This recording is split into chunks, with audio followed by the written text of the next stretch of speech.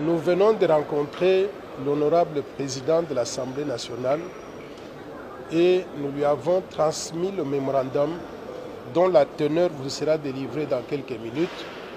Et il a accusé réception et il nous a promis qu'il va transmettre fidèlement nos préoccupations aux honorables députés nationaux et que nos préoccupations seront prises en compte au niveau donc de l'Assemblée nationale. Donc grosso modo, c'est de cela qu'il s'agit. Alors, quelle est la teneur du message que nous lui avons donné?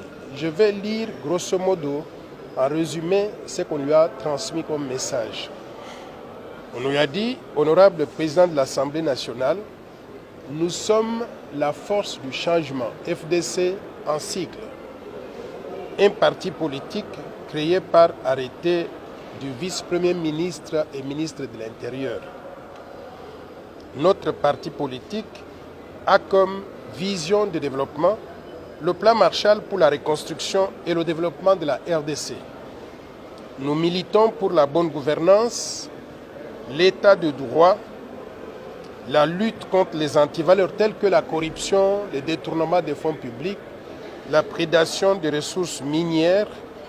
Nous luttons aussi pour la démocratie, le patriotisme, la défense de la souveraineté nationale et de l'intégrité territoriale, le libéralisme économique avec une dose raisonnable de l'interventionnisme étatique et le développement économique et social avec équité. Et nous avons expliqué que par développement économique et social avec équité, nous entendons un développement économique qui profite à tous les Congolais et à toutes les Congolaises sans exception. Pas simplement des histoires qu'on nous présente donc dans les chiffres du cadre macroéconomique, mais nous voulons que ce développement économique se traduise par l'amélioration du vécu quotidien de la population congolaise.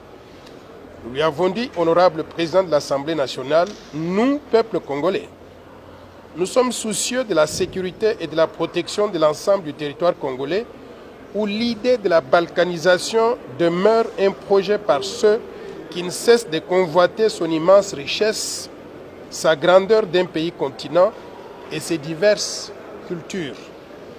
Nous sommes animés par le souci patriotique de voir la République démocratique du Congo rester dans ses frontières du 30 juin 1960, unie et indivisible.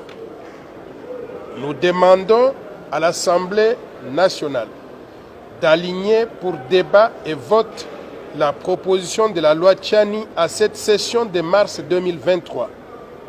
Cette loi protège le pays contre les infiltrations au sommet de l'État et dans certaines fonctions de souveraineté nationale.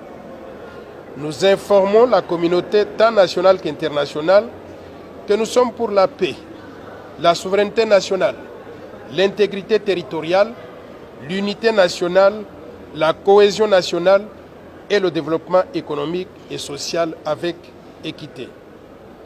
Nous sommes pour la coopération gagnant-gagnant avec tous les pays étrangers et toutes les institutions internationales, bilatérales et multilatérales, qui veulent sincèrement participer à nos efforts de développement pour le bénéfice de nos populations appauvries et clochardisées depuis des décennies. Nous demandons aux pays étrangers et leurs groupes de lobbyistes de ne pas s'immiscer dans les affaires intérieures de la République démocratique du Congo en cherchant à nous imposer des dirigeants qui seraient à leur solde et qui travailleraient contre les intérêts supérieurs du peuple congolais. Nous disons non au tribalisme, au racisme, à la xénophobie et à la balkanisation planifiée de notre pays. Pour terminer, nous invitons les honorables députés nationaux et les sénateurs à prendre leurs responsabilités en tant que représentants légitimes du peuple congolais pour sauver le pays contre ces infiltrations. Nous demandons que nous puissions nous mobiliser tous pour défendre la terre de nos ancêtres en protégeant la souveraineté nationale et l'intégrité territoriale de la République démocratique du Congo.